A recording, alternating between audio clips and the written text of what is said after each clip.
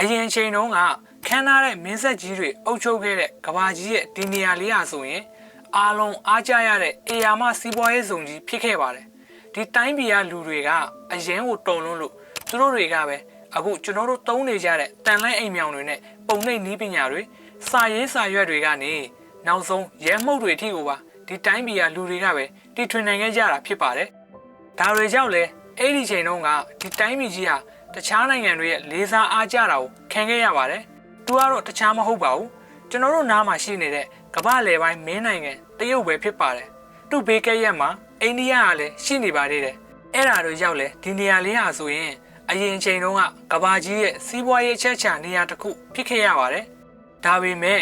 1800နောက်ပိုင်းကိုရောက်လာတဲ့အခါမှာတော့တရုတ်တွေရဲ့ခေါင်းမော့ရင်ကော့နိုင်တဲ့ခေတ်ကြီးကပျောက်ဆုံးလာခဲ့ရပါတော့တယ်အကြောင်းကတော့အဲ့ဒီချိန်တုန်းကယူရိုပနဲ့ US နိုင်ငံတွေမှာခေတ်မီတဲ့ပြောင်းလဲမှုကြီးတွေစပြီးနေရာယူနေလို့ပါ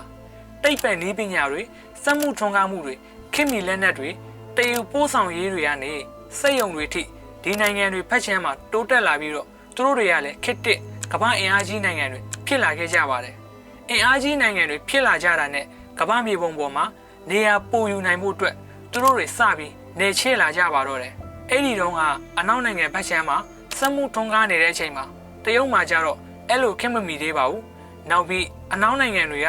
ကသူတို့လက်နက်ကြီးတွေနဲ့တရုတ်စီကိုနေချဲ့ဖို့ရောက်လာကြတဲ့အခါမှာတော့နီးပညာအင်အားမမျှလို့တရုတ်ကလည်းအရေးနှိပ်သွားရပြီးဟောင်ကောင်ကိုဗြိတိန်လက်ထဲအပ်လိုက်ရပါတယ်ဒါကြောင့်ပဲ1800လယ်ပိုင်းကိုရောက်လာတဲ့အခါမှာတော့ကမ္ဘာစီးပွားရေးမှာတရုတ်ရဲ့လွှမ်းမိုးနိုင်မှုတွေကဆုတ်ယုတ်လာခဲ့ပါတယ်ဒါပြီးနောက်ရာစုနှစ်တစ်ခုထက်ကြာလာတော့အိန္ဒိချင်းဂျပန်ရဲ့ဝင်ရောက်ကျူးကျော်တိုက်ခိုက်တာကိုလည်းတရုတ်ကခံခဲ့ရပါသေးတယ်ဒီတော့မွဲတဲ့အခြေအနေကအရင်အထက်တောင်ပိုပြီးတော့စိုးသွားရပါတယ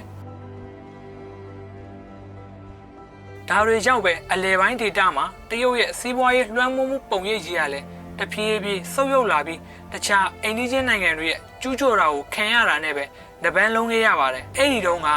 US နဲ့အနောက်နိုင်ငံဘက်တွေမှာဒီလိုစီးပွားရေးတွေတရှိန်ထိုးတိုးတက်နေကြတဲ့အချိန်မှာတရုတ်မှာကျတော့စီးပွားရေးကကျတက်ထက်ကျဆင်းနေခဲ့ပါတယ်ဒီလိုစီးပွားရေးကျဆင်းတဲ့တန်နဲ့အလူလေခံနေရတာတော့မှပဲအနောက်နိုင်ငံတွေစခဲ့တဲ့လွတ်လပ်တဲ့ဈေးကွက်စီးပွားရေးစနစ်လမ်းစဉ်ကောင်းနောက်ကိုလိုက်ဖို့မကြိုးစားဘဲနဲ့တရုတ်ကခေါင်းမမာနဲ့ကွန်မြူနစ်စနစ်ကိုပါထပြီးထူထောင်ခဲ့ပါတယ်ဒီလိုတိုင်းပြည်ကိုကွန်မြူနစ်ခေတ်ပြက်စနစ်ကြီးတွေကိုချပစ်ပြီးနိုင်ငံကြီးပွားမဲ့အခွင့်အရေးကြီးကိုဖျက်ဆီးခဲ့တဲ့အဓိကဦးဆောင်သူတရခင်ကတော့ခေါင်းဆောင်မက်ဆီဒွန်ပဲဖြစ်ပါတယ်ဒါကြောင့်1980ကိုရောက်လာတော့တရုတ်မှာအရင်ကထက်စည်ရဲမွဲတေမှုတွေဖြစ်လာကြပါတော့တယ်ဒါကတော့တစ်ချိန်တုန်းကခမ်းနားကြီးကျယ်ခဲ့တဲ့တိုင်းပြည်ကြီးရဲ့စိတ်မကောင်းစရာအောက်ဆုံးထိမွဲပြကြခဲ့ရတဲ့အချိန်တွေပေါ့ဗျာအဲ့ဒီနောက်ပိုင်းကိုရောက်လာတဲ့အခါကျမှပဲတရုတ်ရဲ့ပြန်လည်နိုးထလာတဲ့အချိန်ကိုရောက်လာရပါတော့တယ်အကြောင်းကတော့1980နောက်ပိုင်းတရုတ်ခေါင်းဆောင်တယောက်ဖြစ်တဲ့ဒန်ဂျောင်ဖင်းက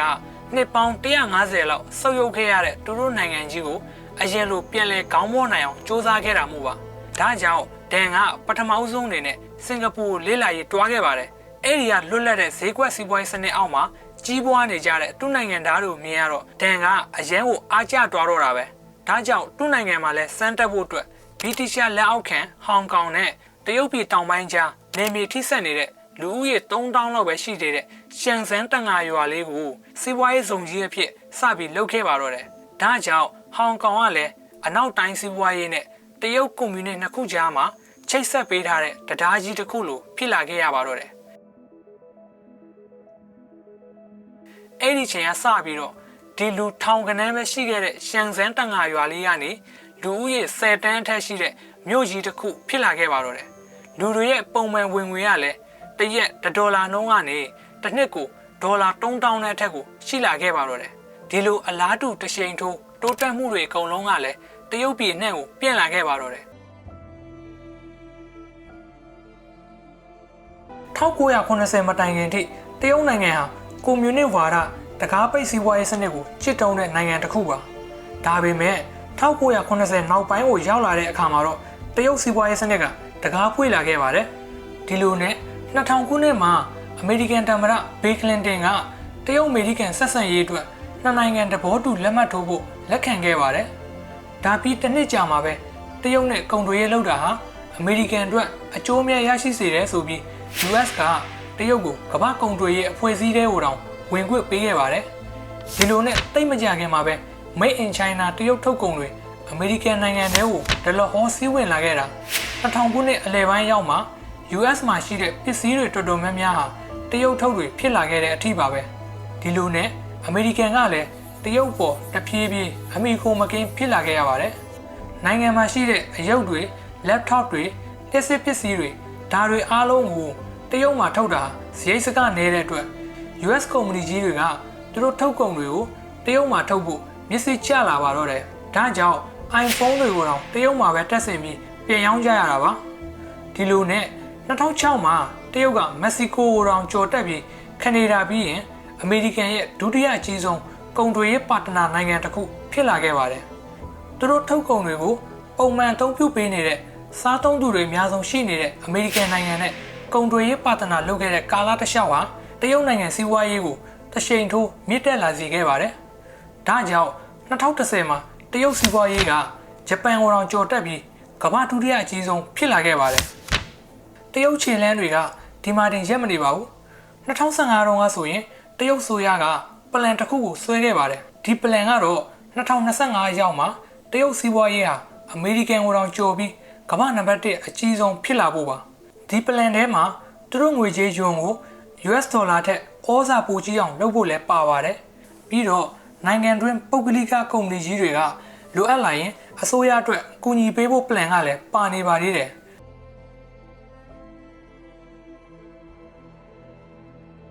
1945ခုနှစ်ဒီဇင်ဘာလ2ရက်နေ့ဒုတိယကမ္ဘာစစ်ကြီးပြီးဆုံးသွားတဲ့နောက်ပိုင်းမှာကမ္ဘာငွေကြေးရဲ့ရန်ရလည်ပတ်မှုမှာ US ဒေါ်လာကိုပဲလူတွေအဓိကတုံးလာခဲ့ကြပါတယ်ဒါကဘာလို့ဆိုလိုတာလဲဆိုတော့ကမ္ဘာနဲ့ဗဟိုဘဏ်တွေကသူတို့ငွေတွေကို US ဒေါ်လာနဲ့ပဲအဓိကတိန်းထားကြပြီးတော့ငွေကြေးအလွှဲပြောင်းတွေတော်တော်များများကိုလည်း US ဒေါ်လာနဲ့ပဲလုပ်နေကြတာဖြစ်ပါတယ်ဒီလိုတွေကြောင့် US နိုင်ငံကအခွင့်အရေးခံလို့ဖြစ်နေပြီးလောက်ပိုင်ငွေတွေကိုလည်းအများကြီးရတာပါတယ်ဥပမာဆွစ်ဇာလန်ဘဏ်တွေကိုလည်းသူတို့ရဲ့လျှို့ဝှက်ချက်တွေကိုထုတ်ပေးဖို့ US ကဖိအားပေးနိုင်တယ်လို့နျူကလ িয়ার လက်နက် program တွေလုပ်လို့အီရန်နဲ့မြောက်ကိုရီးယားတွေကိုလည်းစီးပွားရေးအရေးယူပိတ်ဆို့မှုတွေကို US ကလုပ်နိုင်တာပဲဖြစ်ပါတယ်ဒီလိုကမ္ဘာငွေကြေးစနစ်မှာ US ဒေါ်လာကအဓိကနေရာကျနေတာကိုပြိုင်ဘက်တရုတ်ကြီးကမလိုလားနေပါဘူးဒီတော့တရုတ်ကဒီတိုင်းအငြိမ်မနေတော့ပဲတခုခုကြံဖန်ရပါတော့တယ်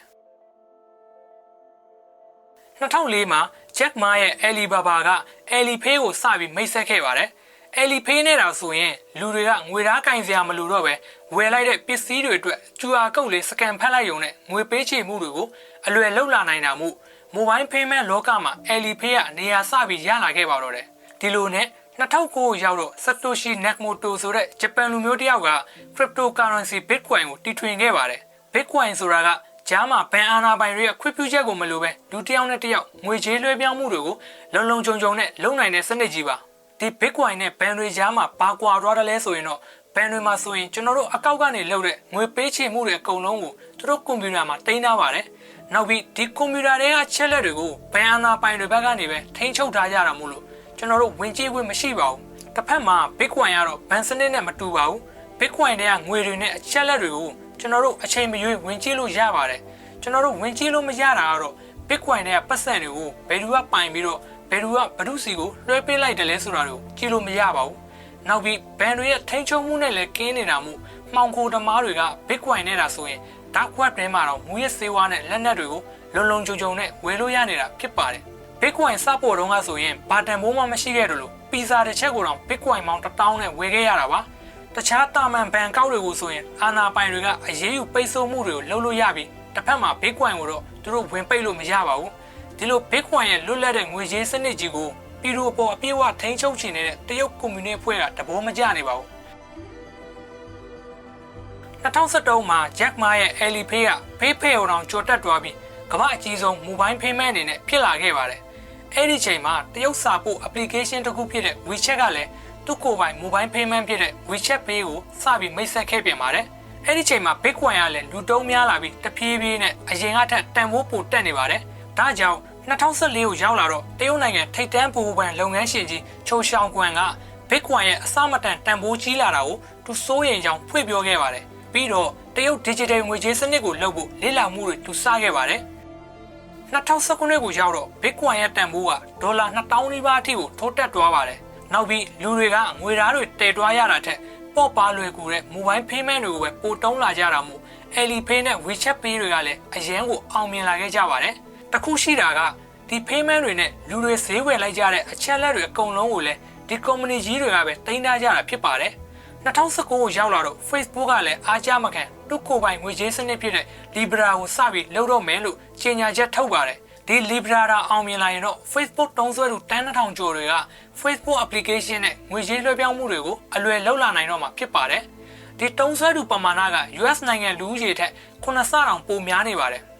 နောက်ပြီး Facebook မှာဒီလူတွေအားလုံးရဲ့အချက်လက်တွေကလည်းအစင်းနဲ့ရှိနေပြီးသားပဲမို့ဒီ10,000ကျော်တုံးဆွဲသူပမာဏနဲ့တာဆိုရင် Facebook ရဲ့ Libra ကကမ္ဘာဘဏ္ဍာရေးစနစ်မှာရှိနေတဲ့ US ရဲ့နေရာကိုပါချိန်ချောက်လာနိုင်ပါတယ်။ဒါကြောင့် US အာဏာပိုင်တွေက Facebook ရဲ့ Libra အစီအစဉ်ကိုရပ်ပစ်ဖို့ဖိအားပေးရပါတော့တယ်။အခုလို US က Facebook ကိုတားဖို့လုပ်နေကြတဲ့အချိန်မှာတစ်ဖက်မှာတရုတ်ကတော့သူတို့ရဲ့ငွေကြေးစနစ်ကြီးကိုအားပိုကောင်းအောင်စ조사နေကြပါတယ်။ဒီလိုနဲ့2020ကိုရောက်လာတဲ့အခါမှာ Mobile Payment လောကမှာတရုတ်ကကမ္ဘာနံပါတ်1ဖြစ်လာခဲ့ပါတယ်။တရုတ်ပြည်တွင်း Mobile Payment မှာလည်း Alipay က54% share ရှိပြီး WeChat Pay ကတော့39% share အတီးတီးရှိနေကြပါတယ်။ Alipay နဲ့ WeChat Pay တွေကသူ့အသုံးပြုသူတွေ application တစ်ခုတည်းနဲ့လွယ်လွယ်ကူကူဈေးဝယ်လို့ရအောင်ကုန်တိုက်စီးပွားရေးလုပ်ငန်းရှင်တွေတော်တော်များများနဲ့လည်းသဘောတူညီမှုတွေလုပ်ထားကြပါတယ်။ဒါကြောင့်သူတို့ application တွေကိုတုံးပြီးလူတွေကဈေးဝယ်နေကြရတာမို့ဒီလူတွေအားလုံးရဲ့ချက်လက်တွေကလည်းတကူးတကတောင်းနေစရာတော့မလိုပဲသူတို့စာပါစီကိုအလိုလိုရောက်လာကြပါတော့တယ်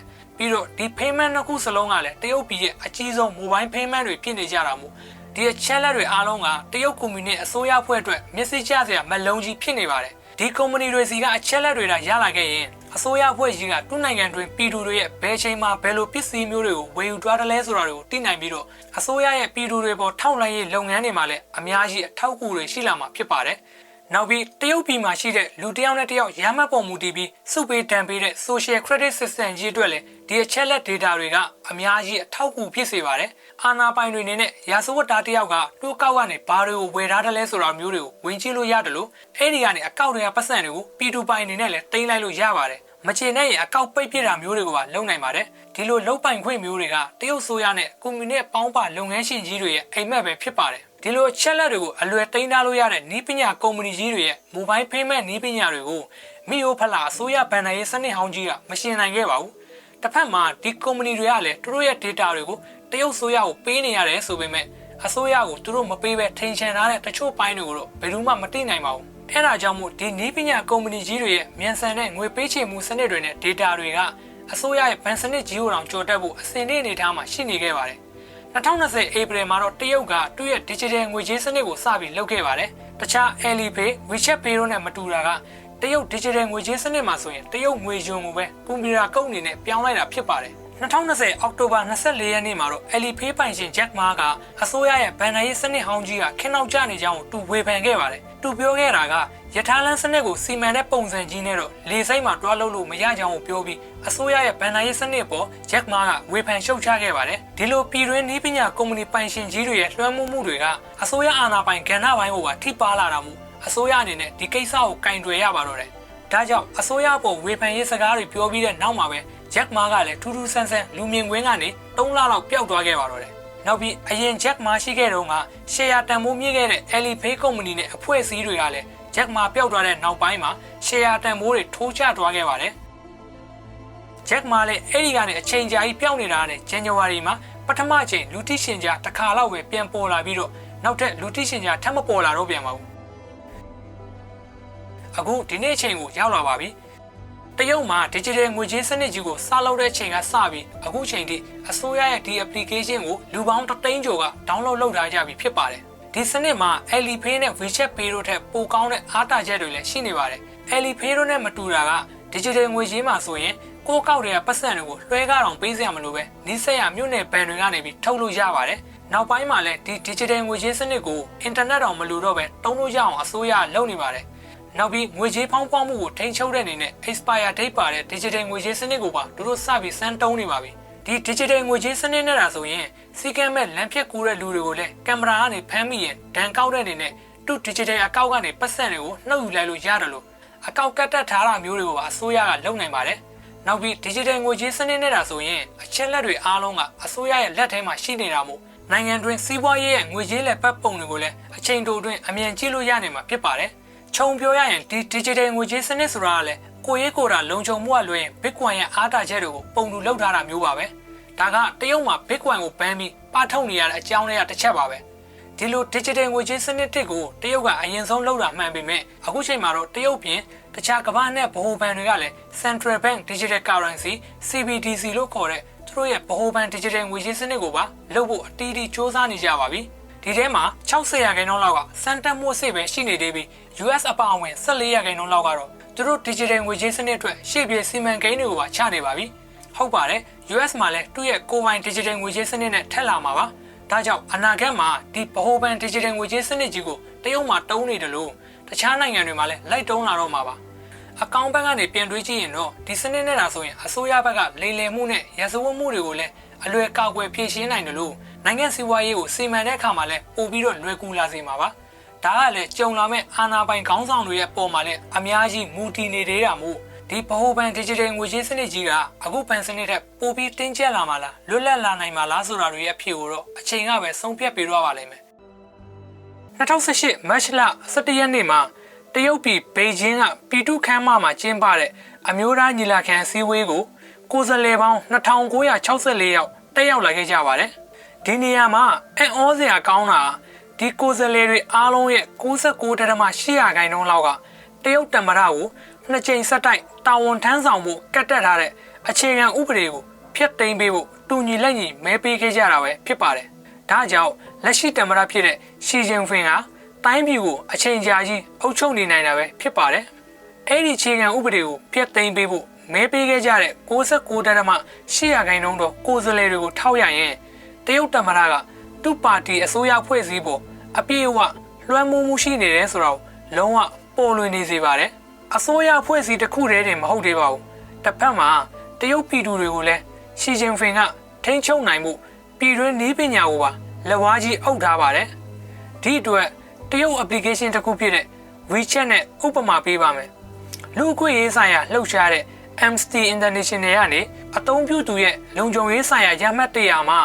တုံရရထားတဲ့ WeChat ကတော့စင်ဆာနည်းပညာနဲ့ထောက်လှမ်းရေးနည်းပညာတစ်ခုပေါင်းထားတဲ့တရုတ်ဆိုရရဲ့ထောက်လှမ်းရေး project လို့တောင်အပြောခံနေရပါတယ်။ WeChat မှာအသုံးပြုသူစုစုပေါင်းတန်း1000ကျော်ရှိပြီးဒီအထက်ကတန်း900ကျော်လောက်ကတရုတ်ကပြည်သူတွေပဲဖြစ်ပါတယ်။ဒါကဘာလို့ဆိုလိုတာလဲဆိုတော့တရုတ်ပြည်သူ3ယောက်မှာဆိုရင်တယောက်က WeChat ကိုတုံးနေကြတာပါ။နောက်ပြီး WeChat ကိုယ်တိုင်ကလည်းဥပဒေကိုလိုက်နာပြီးသူ့ရဲ့အချက်လက်တွေကိုတရုတ်ဆိုရစီကိုပေးနေတယ်ဆိုပြီးဝန်ခံခဲ့ပါတယ်။ပိုဆိုတာက WeChat ဆိုတာတာမန်စာပို့တဲ့ application တစ်ခုပဲမဟုတ်ပါဘူး။ WeChat မှာကျွန်တော်တို့ email တွေ mobile banking တွေနဲ့ social media တွေ taxi ကငွေချေတာတွေကနေနောက်ဆုံးမီတာကအဆောင်တာတွေအထိကိုပါ WeChat application တစ်ခုတည်းနဲ့လုပ်လို့ရပါတယ်။ဒါကြောင့်ပြောရရင်တရုတ်ပြည်သူတန်း900လောက်က WeChat ကိုတုံးနေကြပြီးသူတို့ရဲ့အချက်လက်တွေကိုလည်းတရုတ်ဆိုရကမြင်နေရတာဖြစ်ပါတယ်။အဲ့ဒီတော့ဒီအချက်လက်တွေနဲ့တရုတ်ဆိုရကဘာတွေကိုလုပ်လို့ရတယ်လဲလို့မေးရင်တော့ဒီ data တွေကိုတုံးပြီးတော့ပြည်သူတွေရဲ့အစိုးရပေါ်တော်လှန်ရေးတွေကိုထောက်လှမ်းလာနိုင်ပြီးတော့ HeMap feature နဲ့လူတွေရဲ့ GPS location တွေအကုန်လုံးကိုလည်းအစိုးရကတိလာနိုင်မှာပါ။ဒါကြောင့်လဲအချက်လက် data တွေဆိုတာကမ္ဘာပေါ်မှာတန်ဖိုးအကြီးဆုံးအရင်းမြစ်တွေဖြစ်နေရတာပါ။ဒါကြောင့်ဥပဒေအရတရုတ်ဆိုရမှာ WeChat ကနေ data တွေယူနေတယ်လို့တခြားတရုတ်ကုမ္ပဏီတွေကနေလည်းယူနိုင်နေတာမို့တရုတ် hardware ကုမ္ပဏီတွေဖြစ်ကြတဲ့ Huawei နဲ့ ZTE တို့ပေါ်ကိုလည်းလူတွေတန်တရားဝင်လာခဲ့ကြပါတော့တယ်။ဒါကတာမန်လူအတွက်ဘာမှမဖြစ်နိုင်ဘူးလို့တချို့ပညာရှင်တွေကပြောနေကြပေမဲ့လည်း US agency ကြီးတွေဖြစ်ကြတဲ့ FBI, NSA နဲ့ CIA တို့ကတော့သူ့ US နိုင်ငံသားတွေကို Huawei နဲ့ ZTE ထုတ်ကုန်တွေကိုမတုံးဖို့တိုက်တွန်းထားပါတယ်။ဒီလိုလုပ်ရတာမှာ Huawei နဲ့ ZTE တို့ပေါ်မှာခိုင်မာတဲ့အထောက်အထားနဲ့စွတ်စွဲတာမျိုးမဟုတ်ပေမဲ့တရုတ်ဥပဒေအရသူ့နိုင်ငံသားတွေကိုစိုးရိမ်လို့တတိပေးရတဲ့တပုံမျိုးပါ။နောက်ပြီးတရုတ်ဆိုရရဲ့ထောက်လှမ်းမှုကလူတွေရဲ့စမတ်ဖုန်းတွေတင်မပြီးသေးပါဘူး။တရုတ်ဆိုရကတန်း200လောက်ရှိတဲ့ထောက်လှမ်းရေးကင်မရာတွေကိုနေရာနှံ့မှာထားပါသေးတယ်။ဒီကင်မရာတွေဘယ်လောက်တောင်များတယ်လဲဆိုလို့ရှိရင် လူ9ယောက်ကိုကင်မရာတစ်လုံးနှုံးနဲ့စောင့်ကြည့်နေတာပါ2018တုန်းကဆိုရင်ကျောင်းသားတွေရဲ့အပြုတ်မှုကိုထောင်လန်းမှုအတွက်ဒီကင်မရာတွေစာတင်ခန်းထဲကိုတောင်ရောက်လာခဲ့ပါတယ်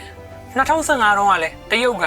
90%တော့ပြည်သူတွေရဲ့မျက်နှာကို3စက္ကန့်အတွင်းမှတ်မိနိုင်တဲ့အကောင်းဆုံး facial recognition စနစ်ကိုတော့စပြီးလုပ်နေခဲ့ပါတယ်အဲဒီလောက်ထိကောင်းမှုကြမလွယ်ပေမဲ့လည်းစီကံမဲ့လမ်းဖြတ်ကူးတဲ့လူတွေနဲ့နိုင်စင်မဲ့ကားမောင်းသူတွေနောက်ပြီးနိုင်ငံတော်ကအလိုရှိတဲ့ရာဇဝတ်သားတွေအထိကိုပါဒီ facial recognition နဲ့ပဲအလွယ်ဖမ်းဆီးအရေးယူနိုင်ခဲ့ပါတယ်တရုတ်ဆိုရရဲ့အပြစ်ပေးပုံကတော့စီကံမဲ့လမ်းဖြတ်ကူးတဲ့လူတွေရဲ့မျက်နှာကိုကင်မရာနဲ့စကန်ဖက်ပြီးတော့သူတို့ရဲ့ပုံကိုလူမြင်ကွင်းပိတ်ကားကြီးတွေမှာပြပြီးအဆက်ခွဲတဲ့နီလန်ပဲဖြစ်ပါတယ်ဒီထက်ပိုဆိုးတာကတရုတ်မှာရှိတဲ့ social credit system လို့ခေါ်တဲ့လူတစ်ယောက်နဲ့တစ်ယောက်အပြုတ်မှုပုံမူတည်ပြီးအမှတ်ပေးရတဲ့စနစ်ပါဒါကဘာနဲ့တူတယ်လဲဆိုရင်တော့စာတင်ခန်းတစ်ခုမှာစာတော်ပြီးအမှတ်မြင့်တဲ့အကြောင်းသားနဲ့စာညံ့ပြီးအမှတ်နှိမ့်တဲ့အကြောင်းသားဆိုပြီးခွဲခြားထားတာနဲ့တူပါတယ်ကျောင်းမှာစာတော်တဲ့အကြောင်းသားဆိုရင်အခွင့်အရေးပိုပေးတာခံရတယ်လို့ဒီမှာလဲအမှတ်မြင့်တဲ့လူတွေကိုလေရင်လက်မှတ်ဖြတ်တာတွေအိမ်ငှားတာတွေနဲ့ကားငှားတာတွေမှာဈေးတက်တာနဲ့ရနိုင်တဲ့အခွင့်အရေးတွေပေးထားပါတယ်နောက်တစ်ဖက်မှာအမှတ်နှိမ့်တဲ့လူတွေကိုကြတော့ဘယ်လိုမျိုးအပြစ်ဒဏ်တွေကိုပေးတယ်လဲဆိုတော့ပြောပြရရင်တော့2018တုန်းကတရုတ်ဆိုရကထုတ်ပြန်ခဲ့တဲ့ credit မဖြစ်တဲ့အမှတ်ရန်နှိမ့်တဲ့လူ169ယောက်လုံးကတစ်နှစ်စာလေရင်နဲ့ရထားစီးခွင့်အပိတ်ခံခဲ့ရပါတယ်ဒါတွေပြင်နောက်ထပ်အမှတ်နှိမ့်တဲ့ပြည်သူ6တန်းတွေကလည်းရထားတွေမှာအထက်တန်းလက်မှတ်ဝယ်ခွင့်အပိတ်ခံရပါတယ်ဒီလိုပြစ်ဒဏ်ခံရတဲ့တချို့ဆိုရင်ရထားပေါ်မှာဆေးလိပ်တောက်မိတဲ့ပြစ်မှုလေးတစ်ခုတည်းနဲ့ဒီလိုအပြစ်ပေးခံလိုက်ရတာပါနောက်ပြီး journalist တယောက်ဖြစ်တဲ့လူဝီဟူဆိုရင်နိုင်ငံရေးသမားတယောက်ကိုအဂတိလိုက်စားမှုနဲ့သူကိုယ်တိုင်တရားစွဲခဲ့တဲ့မှုမှာအမှုရှုံးသွားခဲ့တဲ့အတွက်ရိုးသားမှုမရှိတဲ့လူတယောက်လိုတောင်အပြိုးခံခဲ့ရပါတယ်အဲ့ဒါပြီးတော့အစိုးရကလူဝီဟူကိုဒဏ်ပေးတဲ့အနေနဲ့ခရီးသွားလက်မှတ်ဝယ်ခွင့်တွေကတ်တက်ထားတဲ့ပြင်အိမ်ချမ်းမြေဝယ်ပိုင်ခွင့်တွေနဲ့ဟိုတယ်တွေမှာတဲကိုခွင့်ကိုပိတ်လိုက်ပါတယ်နောက်ပြီးသူ့ရဲ့9နှစ်ရွယ်တမီးလေးကိုလည်းကိုပိုင်ကျောင်းတွေမှာကျောင်းအပ်ခွင့်ပိတ်လိုက်ပါတယ်ဒီလို social credit system တွေကြောင့်လူတွေကအမှတ်မြင့်မြင့်ရနိုင်အောင်လုပ်ကြရပါတော့တယ်အမှတ်မြင့်မြင့်ရဖို့အတွက်ဆိုရင်တွေးလူတာတွေတက်ကြီးရွယ်ကိုကူညီတာတွေနဲ့ပရဟိတလိုအလုပ်မျိုးတွေကိုလုံးဝအမှတ်မြင့်မြင့်ရနိုင်ပါတယ်ဒီနေရာမှာအန်ဩစရာကောင်းတာကတရုတ်ပြည်သူတွေအနေနဲ့ကြိုက်လိုက်မယ်လို့ကျွန်တော်တို့လုံးဝထင်မှတ်ထားတဲ့ဒီစနစ်ကြီးကိုဘာလင်ကတက္ကသိုလ်ရဲ့လေ့လာချက်အရ80%တော့အင်တာနက်တုံးတဲ့တရုတ်ပြည်သူတွေကဒီစနစ်ကိုထောက်ခံထားတာကိုတွေ့ရပါတယ်အမှတ်ကောင်းတဲ့လူတွေဆိုရင်တော့ငွေကြေးထောက်ပံ့ရတာတွေကြောင်းအနှံတဲ့အခါမှာလွယ်ကူချောမွေ့တာတွေနဲ့ဝယ်တဲ့ပစ္စည်းတွေအတွက်ရှော့စေခွင့်ရမျိုးတွေရနိုင်ကြတာမို့အမှတ်ကောင်းတဲ့သူတို့ပြည်သူတွေကဒီစနစ်ကိုလက်ခံနေကြတာလည်းဖြစ်ကောင်းဖြစ်နိုင်ပါတယ်ဒီလိုဒါဆိုရင်တော့နောက်ွယ်မှာအစိုးရဘက်ကလည်းသူတို့တွေအားလုံးကိုအလွယ်လေးလှမ်းပြီးတော့စောင့်ကြည့်နေနိုင်တယ်ဆိုတော့လည်းတတိလေးချက်ဖို့တော့လိုပါတယ်ဗျဒါကြောင့်လက်ရှိတရုတ်ဆိုရဖြစ်တဲ့ရှီဂျင်ဖင်ကတစ်ဖက်မှာသူ့ရဲ့ပါတီဖွဲ့ထားတွေပေါ်လွှမ်းမိုးမှုအပြည့်အဝရှိနေတယ်လို့နောက်တစ်ဖက်မှာလည်းနီးပညာအကူအညီနဲ့ပြည်သူတွေအားလုံးကလည်းသူ့ရဲ့လက်ထဲမှာရှိနေပါတယ်နီးပညာထွန်းကားလာလို့တခြားကမ္ဘာနိုင်ငံသားတွေမှာမျက်စိပွေနားပွေဖြစ်နေကြတဲ့အချိန်မှာတရုတ်မှာတော့ဒီလိုမျိုးမဖြစ်ခဲ့ပါဘူးလူတွေလွတ်လွတ်လပ်လပ်တုံးလို့ရနိုင်တဲ့အင်တာနက်ကိုတောင်တရုတ်မှာစီကံတင်းကျပ်ထားတာတွေကတက်တေပါပဲဒါကြောင့်လဲတရုတ်နိုင်ငံဟာအင်တာနက်ဆိုင်ရာအညံ့ဆုံးလွတ်လပ်ခွင့်မှာလဲနံပါတ်1ဖြစ်နေရပါတယ်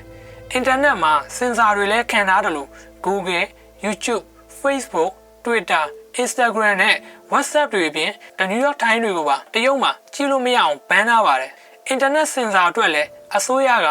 ဝန်ထမ်းပေါင်း3သိန်းနဲ့စောင့်ကြည့်နေပြီးအင်တာနက်ပေါ်ကသူတို့လက်မခံနိုင်တဲ့အရာတွေမှန်သမျှကိုစင်ဆာခံဖြစ်ပါတယ်Winnie the Pooh ကာတွန်းကိုတော့ရှီဂျင်ဖင်နဲ့တူတယ်လို့လူတွေပြောကြလို့ Pooh ကိုလည်းဘန်ဖြစ်ပါတယ်ဒီလိုကတ်တက်ထားတဲ့ firewall ကြီးကို VPN နဲ့ကျော်လို့ရတာမှန်ပေမဲ့အရင်လိုမလွယ်ကူတော့ပါဘူးနောက်ပြီးအပေါ်ကပြောခဲ့တဲ့ social credit system လို့အမှတ်ပေးစနစ်ကြီးကလည်းရှိနေတာမို့ firewall ကိုကျော်ပြီးတုံးတာကလည်းတစ်ဖက်မှာဒဏ်ပေးခံရနိုင်တာတွေရှိနေပါတယ်အခုချိန်မှာကမ္ဘာနာမည်ကြီးဆုံး website တွေဖြစ်ကြတဲ့ Google, YouTube နဲ့ Facebook တို့ကိုတရုတ်မှာတရားဝင်အသုံးပြုခွင့်မရှိပါဘူးဒီ website တွေကိုတရုတ်မှာလုံးဝကို block ထားတာမို့တကယ်လို့တုံးလို့ရခဲ့ရင်လည်းအရန်ကိုနှေးနေမှာဖြစ်ပါတယ်ဒီလိုတွေဖြစ်နေရတဲ့အဓိကအကြောင်းကတော့တရုတ်မှာရှိနေတဲ့ The Great Firewall လို့ခေါ်တဲ့ Internet စင်ဆာနည်းပညာကြီးကြောင့်ပါဒီ The Great Firewall စင်ဆာနည်းပညာကိုသုံးပြီးတော့တရုတ်ဆိုရကနိုင်ငံတွင်း Internet စနစ်ကြီးကိုချုပ်ကင်နိုင်ပြီးတော့ပြည်သူတွေအတွက်အစိတ်တောက်ဖြစ်စေမဲ့အကြောင်းအရာတွေကိုလုံးဝရှာကြည့်လို့မရနိုင်အောင်ဖုံးထားလို့ရပါတယ်ဒါကတော့လူကြားကောင်းအောင်အစိုးရဘက်ကပေးထားတဲ့အကြောင်းပြချက်ကြီးတက်ပါပဲဒီလိုကတ်တက်ချက်တွေကြောင့်လဲတရုတ်နိုင်ငံဟာအင်တာနက်ဆိုင်ရာကမ္ဘာအညံ့ဆုံးလွတ်လပ်ခွင့်မှာနံပါတ်1ဖြစ်နေရပါတယ်နောက်ပိုင်းအချိန်ကြာလာတာနဲ့မျှနည်းပညာကလည်းတိုးတက်လာတာမို့ပိုပြီးခင်မီလာပြီးတော့အစင်းမြင့် AI နည်းပညာအကူအညီနဲ့ The Great Firewall ရဲ့လုံခြုံရေးပိုင်းကလည်းအရင်ကထက်ပိုပြီးတင်းကျပ်လာခဲ့ပါတယ်ပြီးတော့လွန်ခဲ့တဲ့3နှစ်လောက်ကလည်းတရုတ်ကသူ့ရဲ့စင်ဆာနည်းပညာကိုသုံးပြီးတော့ Bitcoin ကိုပြည်တွင်းမှာ block လိုက်ပါတယ်အဲ့ဒီချိန်ကစပြီးတော့ပြည်တွင်းမှာရှိနေတဲ့ Bitcoin လုပ်ငန်းတွေအကုန်လုံးကပြည်ပကိုနေချင်းညချင်းပြောင်းသွားကြရပါတော့တယ်နောက်ပြီးထူးဆန်းတာကတရုတ်ဆိုရက Winnie the Pooh ကာတွန်းဝက်ဝင်လေးကိုလည်းသူ့နိုင်ငံမှာဘန်ထားပါတယ်ဒီ Winnie the Pooh ဝက်ဝင်လေးကိုတရုတ်မှာဘန်ထားရတဲ့နောက်ွယ်ကဖြစ်ပျက်ကတော့နည်းနည်းတော့ရည်စရာကောင်းပါတယ်2013မှာတရုတ်သမ္မတရှီကျင်းဖင်နဲ့အိုဘားမားတို့ရှင်ရှောက်နေတဲ့ပုံကို Winnie the Pooh ကာတွန်းနဲ့တူတယ်လို့ပြောခံရတဲ့အချိန်ကစပြီးတော့ရှီကျင်းဖင်ကို Pooh နဲ့ရှင်ပြထားတဲ့မင်းတွေလည်းပြည်တွင်းအင်တာနက်ပေါ်ပြန့်လာခဲ့ပါတော့တယ်နောက်ဆုံးရှီကျင်းဖင်ကလည်းဒီမင်းရေပန်းစားလာတာကိုတီးမခံနိုင်တော့တာမို့ပြည်တွင်းအင်တာနက်မှာရှိနေတဲ့တနာစရာ Pooh လေးရဲ့ပုံတွေအကုန်လုံးကိုတရုတ်စင်ဆာနဲ့စကန်ဖက်ပြီးတော့ဘန်ပစ်လိုက်ပါတယ်တရုတ်ပြည်သူတွေရဲ့အင်တာနက်ဆိုင်ရာအခွင့်အရေးဖိနှိပ်ခံရတာနဲ့ပတ်သက်ပြီးတိကျတဲ့တစ်ချက်ကိုပြောပြရရင်တော့1989တုန်းကတရုတ်ပြည်တီနမန်စကွဲမှာဒီမိုကရေစီလိုလားတဲ့ပြည်သူတွေရဲ့ဆန္ဒပြပွဲကြီးဖြစ်ခဲ့ပါတယ်ဒီဆန္ဒပြပွဲမှာတရုတ်ပြည်သူ1000ကျော်အတက်ခံခဲ့ရပါတယ်ဒါပေမဲ့ဒီအကြောင်းတွေကို Google နဲ့တရုတ် Search Engine Baidu နှစ်ခုစလုံးမှာတူညီတဲ့ရက်စွဲနဲ့ရှာကြည့်လိုက်တဲ့အခါမှာဆိုရင်လုံးဝကိုမတူညီကွဲပြားတဲ့ရလဒ်နှစ်ခုကိုကျွန်တော်တို့တွေ့ရမှာဖြစ်ပါတယ် Google မှာတော့အရှိကိုရှိတိုင်းတမိုင်းအမှန်ကိုချပြပေးထားတာဖြစ်ပြီးတရုတ် Baidu မှာကျတော့ဒီဆန္ဒပြပွဲနဲ့တက်ဆိုင်တဲ့ရလဒ်တွေတစ်ခုမှကိုမတွေ့နိုင်ပါဘူးဒါကဘာကိုဆိုလိုတာလဲဆိုတော့တရုတ်ဆိုရကသူ့နိုင်ငံသားတွေကိုရလဒ်အမှန်ကိုမပြပေးပဲသူဆန္ဒရှိတာကိုပဲပြခိုင်းပြီးတော့လူတွေရဲ့စိတ်နေစိတ်ထားအတွေးခေါ်ကိုလုံးဝမှိုင်းတိုက်ထားတာပါဒီတစ်ချက်တည်းနဲ့တင်တရုတ်ဆိုရရဲ့သူ့ပြည်တွင်းအင်တာနက်ထိန်းချုပ်နိုင်မှုကိုလုံးဝပေါ်လွင်နေစေပါတယ်1980နောက်ပိုင်းတရုတ်ခေါင်းဆောင်တစ်ယောက်ဖြစ်တဲ့ဒေါန်ဂျန်ဖင်းကတရုတ်စီးပွားရေးစနစ်ဟောင်းကိုခေတ်သစ်စနစ်စီကိုပြောင်းလဲနိုင်အောင်လုပ်ခဲ့ပြီးခေတ်မီတဲ့တရုတ်နိုင်ငံရဲ့တိုးတက်မှုမှာအများကြီးအထောက်ပံ့ပေးခဲ့ပါတယ်အဲ့ဒီချိန်ကစပြီးတရုတ်ပြည်ရဲ့နီးပညာနဲ့စီးပွားရေးတွေဟာတရှိန်ထိုးမြင့်တက်လာတာမှန်ပေမဲ့တစ်ဖက်မှာလည်းနီးပညာပိုင်းဆိုင်ရာတွေမှာတရုတ်ကအနောက်နိုင်ငံတွေအတွက်တန်တရားဝင်စရာဖြစ်လာခဲ့ပါတယ်1990အလယ်ပိုင်းတရုတ်မှာအင်တာနက်စရလာတာနဲ့အစိုးရက Golden Shield လို့ခေါ်တဲ့ကြီးကြပ်ရေးအဖွဲ့ project ကိုစပြီးလုပ်ခဲ့ပါတယ်နောက်ပိုင်းသိပ်မကြခင်မှာပဲဒီ project ထဲမှာအင်တာနက်စင်ဆာနည်းပညာတွေနဲ့ထောက်လှမ်းရေးတွေထည့်လာခဲ့တာအဲ့ဒီကနေ The Great Firewall ဆိုပြီးစပြီးဖြစ်လာခဲ့ပါတော့တယ်ဒါကြောင့်တရုတ်အင်တာနက်ကတခြားကမ္ဘာနိုင်ငံတွေနဲ့လုံးဝကွဲပြားနေပြီးအစိုးရရဲ့ထိန်းချုပ်မှုအောက်မှာရှိနေရတာပါအဲ့တော့ဒီ The Great Firewall ကဘယ်လိုအလုပ်လုပ်တယ်လဲနီလန်၃ခုရှိပါတယ်ပထမတစ်ခုက IP blocking မှာဒါကတော့ရိုးရှင်းပါတယ် US ကအင်တာနက်တုံးနေတဲ့တာမန်ကွန်ပျူတာတွေမှာဆိုရင် file တစ်ခုကို download လုပ်ဖို့အတွက် server ရဲ့ခွင့်ပြုချက်ကိုယူရတာမို့ပထမအဦးဆုံး file ရှိတဲ့ server စီကို download request အရင်ပို့ရပါတယ်ဒါပြီးမှပဲ server ကနေပြီးကျွန်တော်တို့ download လုပ်ချင်တဲ့ file တွေကိုကျွန်တော်တို့ကွန်ပျူတာစီကို IP address နဲ့အတူပို့လာပေးတာဖြစ်ပါတယ်တကယ်လို့ IP blocking နဲ့ဆိုရင်တော့ပြင်ပ server ကနေကျွန်တော်တို့စီကို data ပြန်လာတဲ့လမ်းကြောင်းအလယ်မှာ The Great Firewall ကခံနေပြီးတော့တူခွင့်မပြုတဲ့ IP address နဲ့ဝင်လာသမျှ data file တွေကိုစစ်ထုတ်ပြီးတော့ block ပစ်ပါတယ်စကားမဆက် IP address ဆိုတာကတော့ကျွန်တော်တို့ internet နဲ့ချိတ်တုံးထားတဲ့ဖုန်းတွေ laptop တွေရဲ့ internet လိပ်စာပါပဲဒီအကြောင်းတွေပြင်တခြားဗီဒီယိုနဲ့ဆက်ဆက်တဲ့အကြောင်းတွေကိုလည်းကျွန်တော် channel မှာတင်ထားပေးပါတယ်အများကြီးရှိမနေတာမို့ဝင်ရှာကြည့်ရတာလွယ်ပါတယ်ဗျာဒါပြီးရင်တေချာဝင်ကြည့်လိုက်လို့ရပါတယ်ဗျဟုတ်ကဲ့ဗီဒီယိုဘက်ကိုပြန်ဆက်လိုက်အောင် The Great Firewall အလုပ်လုပ်ပုံဒုတိယနည်းလမ်းကတော့ Domain Name System DNS Poisoning နည်းလမ်းနဲ့ပါ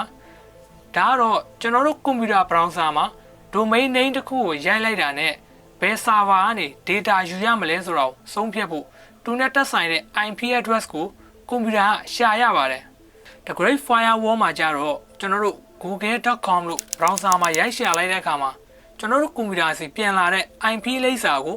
DNS ထိန်းချုပ်တဲ့ gateway ဝင်ပေါက်ကနေပြီး firewall ကကြားဖြတ်ခံလိုက်ပြီးတော့သူခွင့်မပေးတဲ့ keywords တွေအကုန်လုံးကိုပိတ်ပစ်လိုက်ပါတယ်ဒါဆိုကျွန်တော်တို့ဘာမှကိုကြည့်လို့မရတော့ပါဘူး